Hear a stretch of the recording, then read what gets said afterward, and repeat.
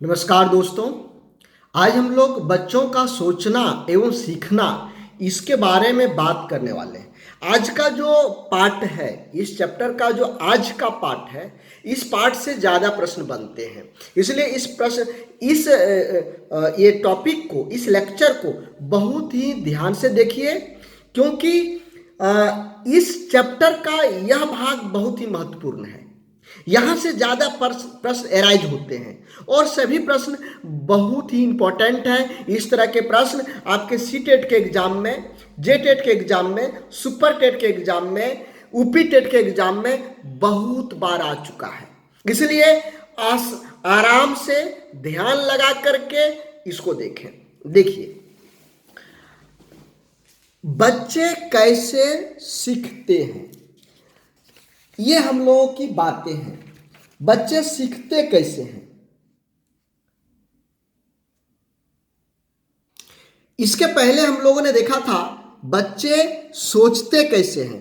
आज हम लोग सीखने पर बल दे रहे हैं, बच्चे सीखते कैसे हैं। जन्म के तुरंत बाद से ही व्यक्ति सीखना प्रारंभ कर देता है। देखिए, ये प्रश्न बहुत बार आया हुआ प्रश्न है कि व्यक्ति सीखना कब प्रारंभ करता है। व्यक्ति सीखना कब प्रारंभ करता है, सीखने का शुरुआत कब करता है। तो दोस्तों यहां देख रहे हैं, जन्म के तुरंत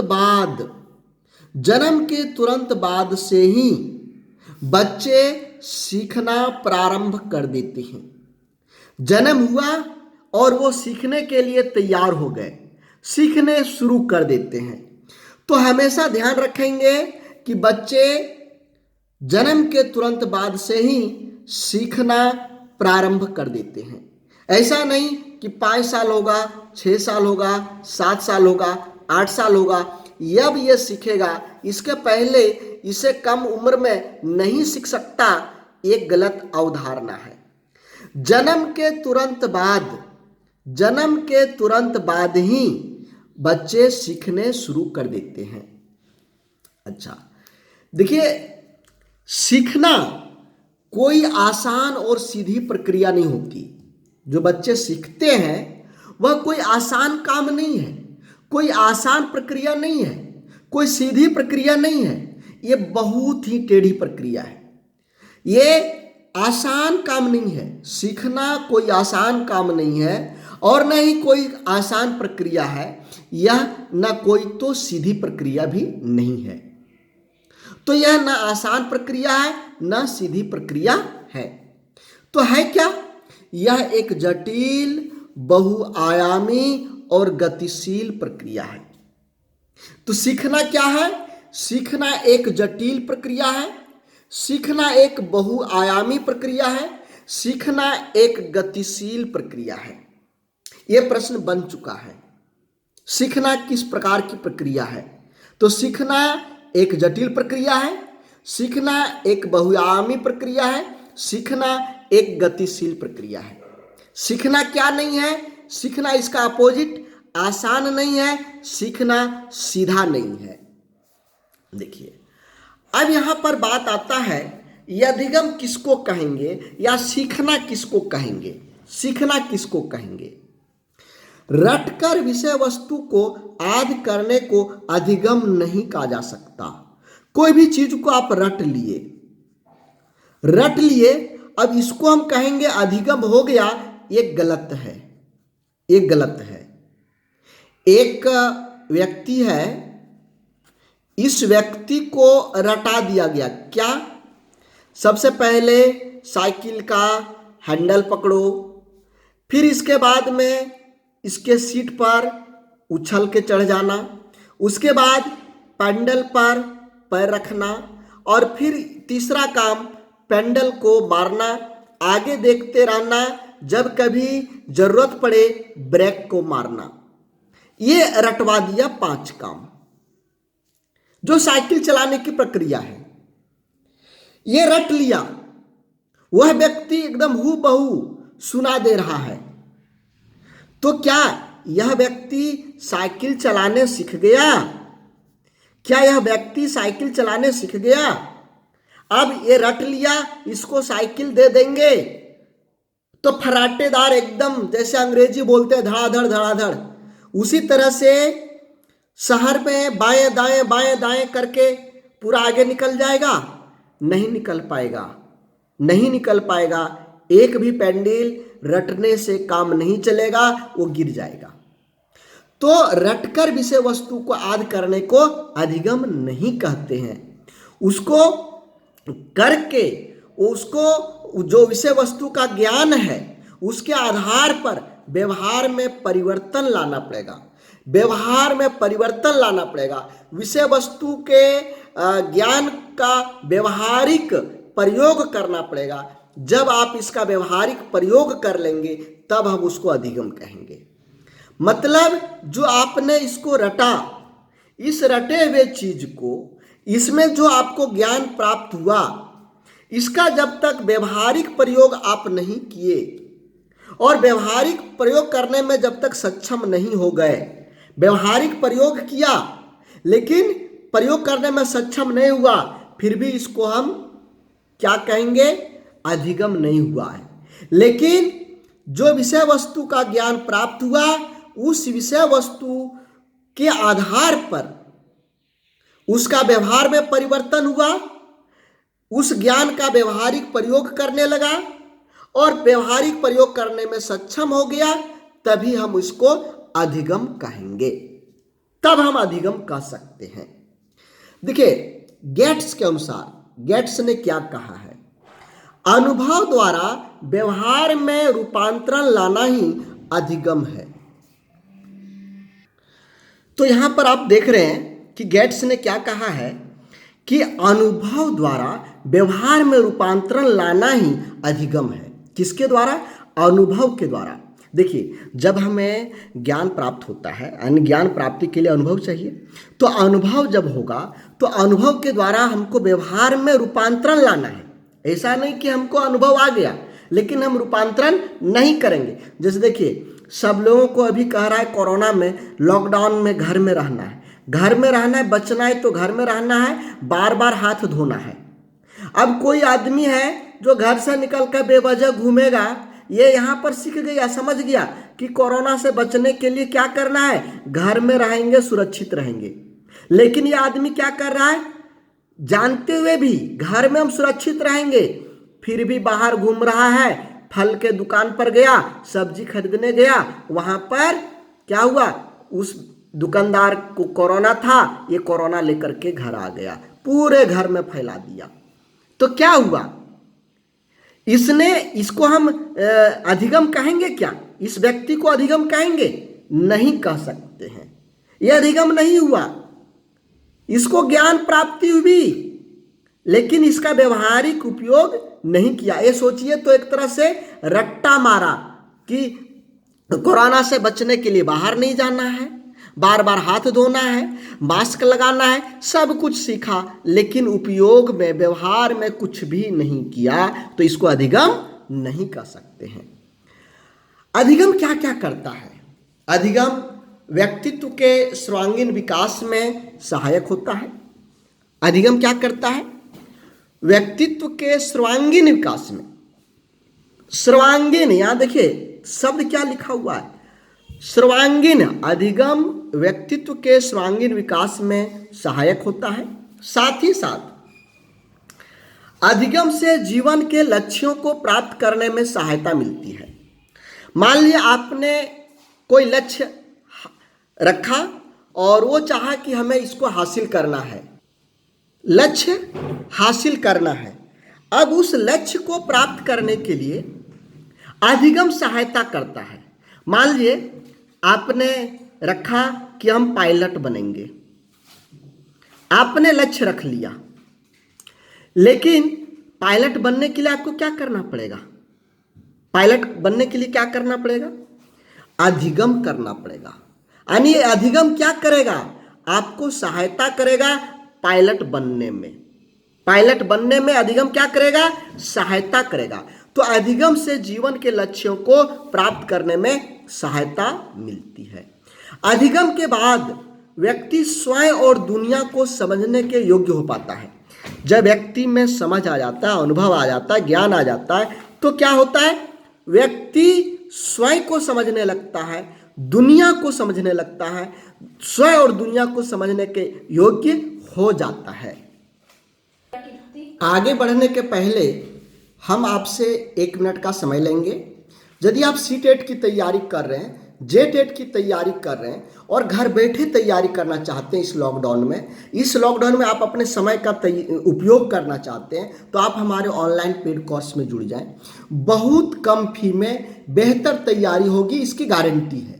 आपको हम रीडिंग मटेरियल्स देंगे, क्लास भी देंगे, लाइव क्लास, रिकॉर्डेड क्लास, सब कुछ हमारे जो ऐप है एसबी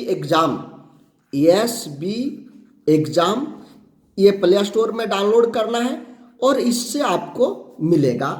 यहाँ रिकॉर्डेड क्लास, पीडीएफ वगैरह सब इसी में अपलोड रहेगा। तो आप चाहें तो हमसे जुड़ करके बेहतरीन तैयारी कर सकते हैं। एक तैयारी करने के लिए जो जो कुछ चाहिए, नोट्स चाहिए, प्रैक्टिस सेट चाहिए, बेहतरीन क्लास चाहिए, व्याख्या क्या हुआ, एमसीक्यू चाहिए, सब कुछ हम आपको देंगे। आप सभी देखते होंगे कि प्रायः सी-टेट में जो 4 ऑप्शन रहता है, ये सभी जुड़वा जैसा रहता है।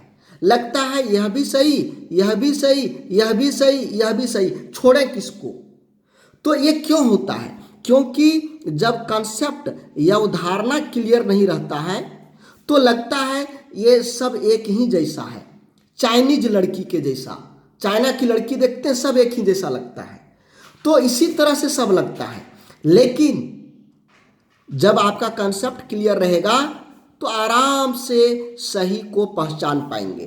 तो हम ज़्यादा फोकस करते हैं कॉन्सेप्ट क्लियर करवाने पर, ताकि आप अच्छा स्कोर कर सकें, जो आपने लक्ष्य हासिल करने के लिए सोचा है उस लक्ष्य को प्राप्त कर सकेंगे। तो बहुत कम फी, अभी 3 मई तक ऑफर चल रहा है। 3 मई तक ऑफर चलेगा, इस ऑफर का फायदा उठावें। धन्यवाद। चलिए आगे हम लोग अब देखते हैं शिक्षण अधिगम में सीखने के नियम। शिक्षण अधिगम में सीखने के कितने नियम हैं? दोस्तों, थॉर्नडाइक ने शिक्षण अधिगम के 2 नियम बताए हैं। इसके तहत 2 कौन कौन नियम? एक मुख्य नियम और दूसरा गौण नियम।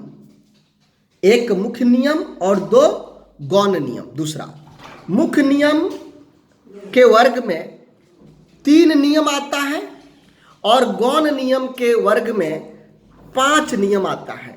तो कुल टोटल कितने हो गए? 3 और 5 8 नियम है अधिगम के। शिक्षण अधिगम के 5 नियम है जो थॉर्नडाइक ने बताया है। तो सबसे पहले हम लोग मुख्य नियम को देखेंगे। तत्परता का नियम, अभ्यास का नियम, प्रभाव का नियम। उसके बाद हम लोग देखेंगे बहुप्रतिक्रिया का नियम, मानसिक स्थिति का नियम, आंशिक क्रिया का नियम, समानता का नियम, साहचर्य परिवर्तन का नियम। ये हम लोग गौण नियम को बाद में देखेंगे। तो सबसे पहले तत्परता का नियम क्या है? तत्परता का अर्थ समझिए, जब कोई व्यक्ति काम करने के लिए तैयार हो। जैसे देखिए, पहले से सोच करके ये काम करेंगे। जैसे किसी को सुबह में गाड़ी पकड़ना हो 4 बजे, तो रात से ही वो तैयारी करने लगता है। कपड़े लत्ते को सामान समेट के रखता है, घड़ी में अलार्म लगा देता है और जल्दी उठने का कोशिश करता है। जो कुछ भी सुबह जरूरत पड़ेगा सब रात को ही रेडी करके रखता है। वो हुआ तत्पर। यदि बच्चे भी पढ़ने में इसी तरह से तत्पर हों, तैयारी करने यानी पढ़ने के लिए तैयार हों, तो उसे पढ़ने में बड़ा आनंद आता है। बड़ा आनंद आता है। जब पढ़ने में आनंद आएगा तो वह बच्चे जल्दी सीख लेते हैं। देखिए, जब प्राणी किसी कार्य को करने के लिए तैयार रहता है, जब कोई भी काम को करने के लिए तैयार रहेगा, तो उसमें बच्चों को आनंद आता है। बच्चों को क्या आता है?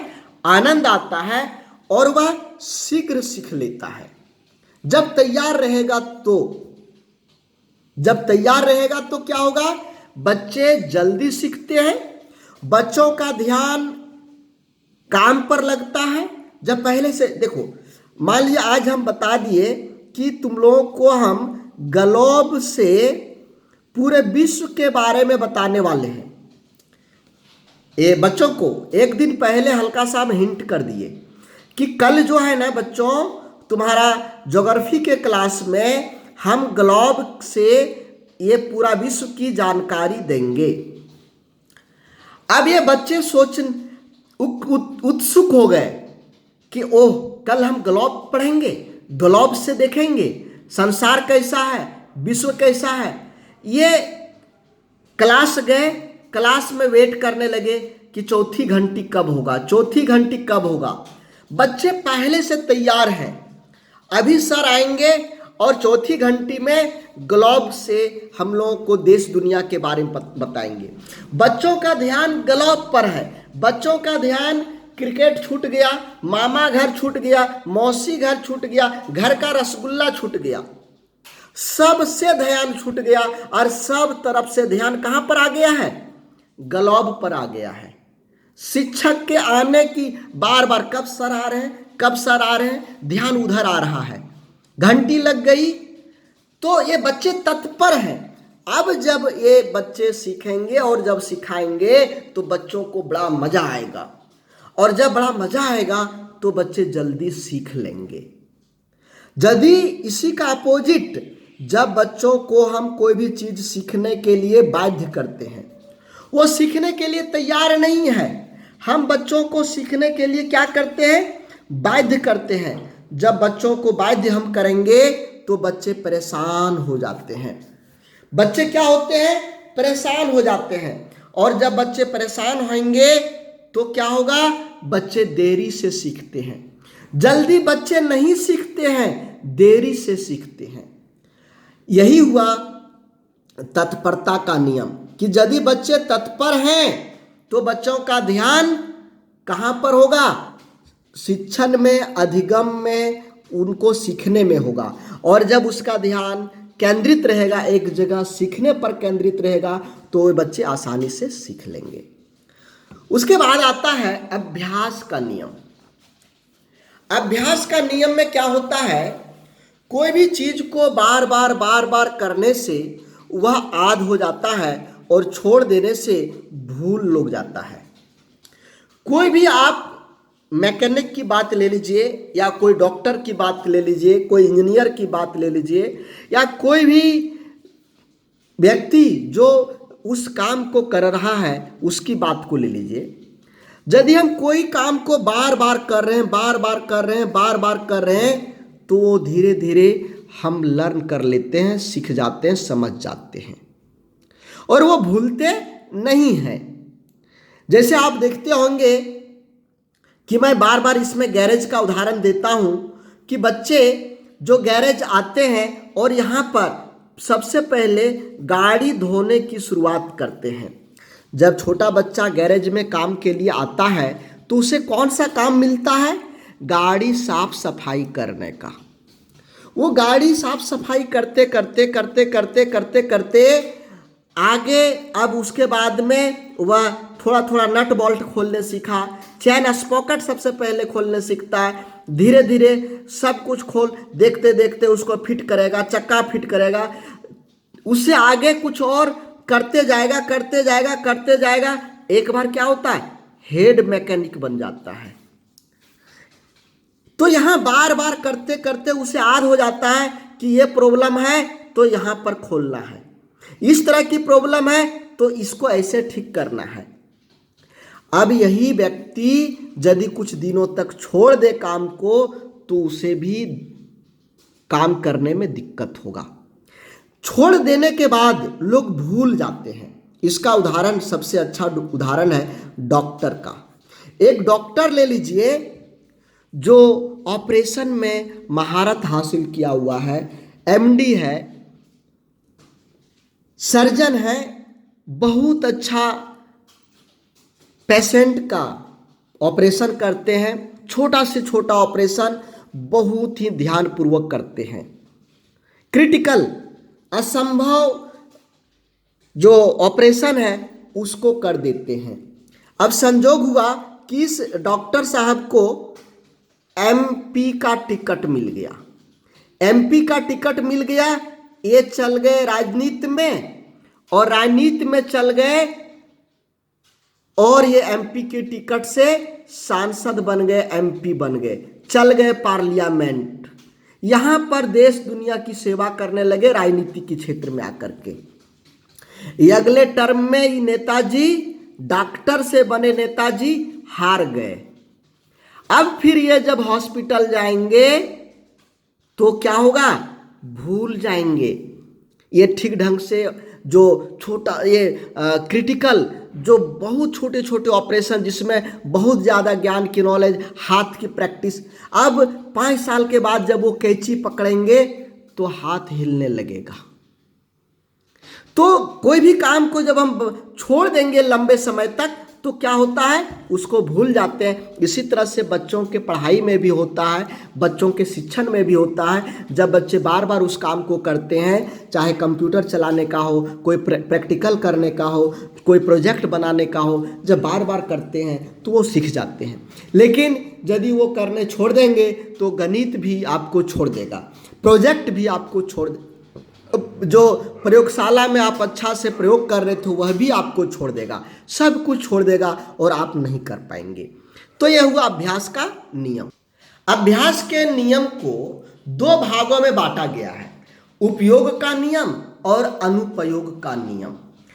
उपयोग का नियम में कहता है जब एक परिवर्तनीय संजोग एक स्थिति और अनुक्रिया के बीच बनता है, अन्य बातें समान होने पर वह संजोग दृढ़ हो जाता है। लेकिन इसका उल्टा, जब अनुपयोग के नियम के अनुसार इसमें जब तक मतलब कुछ समय तक किसी परिस्थिति और अनुक्रिया के बीच पुनरावृत्ति ना हो, जब पुनरावृत्ति ना हो मतलब इसका जब उपयोग ना हो तो जो आपका ज्ञान था वो छिन्न हो जाएगा, घटते चला जाएगा। उसके बाद आता है प्रभाव का नियम। प्रभाव का नियम क्या हुआ कि संतोष या संतोष इसको कह सकते हैं आप, संतोष और या संतोष का नियम। यदि हम कोई काम करेंगे और उस काम का परिणाम हितकर होगा, हमारे लिए प्रॉफिटेबल होगा, लाभदायक होगा, उससे हमको लाभ हो रहा है, प्रॉफिट हो रहा है, तो हम उस काम को बार बार दोहराएंगे, क्योंकि उससे हमको सुख मिलती है, संतोष मिलता है। जिस काम से हमें सुख मिलता है, संतोष मिलता है, जिस काम से हमें हितकर परिणाम आते हैं, हमको प्रॉफिट होता है, उस काम को हम बार बार दोहराने का प्रयास करते हैं, जिससे वो सीखता है। लोग सीखते रहते हैं। लेकिन जिस काम से हमें कष्ट होता है, जिस काम करने से हमें दुखद फल मिलता है, जिस काम से हमें कष्ट मिल रहा है, उसे हम लोग दोहराते नहीं हैं, और जब दोहराते नहीं हैं तो लोग भूल जाते हैं। तो यहाँ पर किसी काम को सीखने पर, सीखना किस पर निर्भर हुआ, कार्य के परिणाम पर, प्रभाव क्या पड़ रहा है। यदि हितकर परिणाम है तो उसको जल्दी से सीखेगा, यदि कष्टकर परिणाम है, दुखद परिणाम है, तो एक दिक्कत होगा, जल्दी नहीं सीखेगा। हम लोग ये देखा थार्डाइक के मुख्य 3 नियम। गौण नियम को आगे वाले वीडियो में देखेंगे, चूंकि बड़ा वीडियो हो जाएगा, इसलिए बस इतना ही होगा। बच्चों के लिए, हम बच्चों के लिए भी क्लास स्टार्ट कर दिए हैं, क्लास 8 to 12। यहाँ पर अभी फ्री क्लास हो रहा है हमारा दूसरे चैनल पर, जॉब पॉइंट में अभी क्लास स्टार्ट हो चुका है। क्लास 8 और क्लास 8, 9, 10, 11, 12 तक का फ्री क्लास हो रहा है, बेहतरीन क्लास हो रहा है। यहाँ पर भी हम नोट्स वगैरह सब कुछ प्रोवाइड करते हैं, प्रैक्टिस सेट वगैरह। तो अपने बच्चों को घर बैठे बेहतरीन तैयारी करवाने के लिए आप हमारा व्हाट्सएप पर मैसेज करवाइए, हम उसे ग्रुप में ऐड कर लेंगे और उन्हें बेहतर तरीके से फ्री कोचिंग मिल पाएगा। क्लास अच्छा लगा होगा तो लाइक करेंगे। धन्यवाद।